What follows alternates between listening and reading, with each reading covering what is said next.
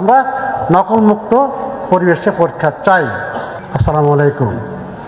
আজকে আমরা একটা কথাই বলতে হয়, আমাদের প্রাইম মিনিস্টার উনি বলেছেন, আমি সর্বক্ষেত্রে ন্যায়পরায়ণতার ভিত্তিতে দেশ চালাতে চান উনি। আজকে আমাদের যে শিক্ষামন্ত্রীকে উনি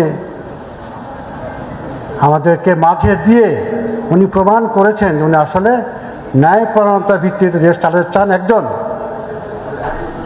এমন একজন মানুষকে আমাদেরকে নিয়োগ দিয়েছেন, যেটা কিন্তু আমরা ইতিপূর্বে আমরা তাদেরকে পেয়েছি, আমরা জানি। ওই সময় আমরা দেখেছি আমাদের আমাদের আমাদের ছাত্ররা মিছিল করেছে নকলমুক্ত পরীক্ষা চাই। আপনারা জানেন কিনা আমি জানি, আমাদের ছাত্ররা ওই সময় ছাত্ররা মিছিল করেছে যে আমরা নকলমুক্ত পরিবেশে পরীক্ষা চাই। সুতরাং আজকে আমরা দেখেছি, আজকের এই অনুষ্ঠান কিন্তু আজকে মতবনি অনুষ্ঠান, এটা কিন্তু প্রমাণ করে আমাদের সরকারের সদিচ্ছা, আমাদের মাননীয় মন্ত্রী মহোদয়ের সদিচ্ছা। এই ধরনের মিটিং কিন্তু এ ধরনের আলোচনা, মত বিনিময় সব এর আগে কোন সময় হয়েছে আমার কিন্তু মনে নেই। তা আজকে আমাদের সর্বক্ষেত্রেই আমাদেরকে চেষ্টা করতে হবে যে নকলমুক্ত পরিবেশে, সুন্দর পরিবেশে আমাদের লেখাপড়া সহ আমাদের কাজগুলো করতে পারি। আমাদের পিপুলস পার্টিসিপেশন, টিম ওয়ার্ক, দুইটা কথা আছে, পিপুলস পার্টিসিপেশন জনগণের, মানুষের অংশগ্রহণ, আর টিম ওয়ার্ক। আমরা যদি সবাই সব ক্ষেত্র থেকে আমরা যদি একসঙ্গে আমরা কাজ করতে পারি, ইনশাল্লাহ অবশ্যই আগামী দিনে এই শিক্ষার পরিবেশ ভালো হবে, শিক্ষার পরিবেশ হয় নকলমুক্ত পরিবেশে ভালো হবে। আমরা অবশ্যই সবার অংশগ্রহণের মাধ্যমে, একটা টিম ওয়ার্কের মাধ্যমে আমরা সুন্দর একটা আগামী দিনের শিক্ষার পরিবেশ চাই,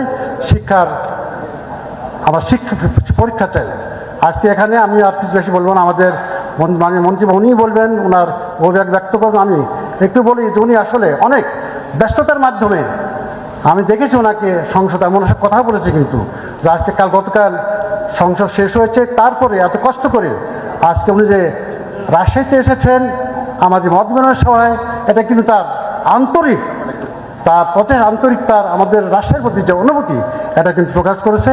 আমরা আশা করব আগামী দিনে আমাদের মন্ত্রী মহোদয় আমাদের সব দিক, শিক্ষা যত রকম, পরিবেশ যত রকম, সুযোগ সুবিধা, আমাদের সরকারি বেসরকারি এমপি অনেক বিষয় আছে, আমাদের এগুলো সুষম সমস্ত ক্ষেত্রে সুষম বন্টন ব্যবস্থা পাই, এই আশা ব্যক্ত করে সুন্দর পরিবেশ আগামী দিনে পরীক্ষা হবে।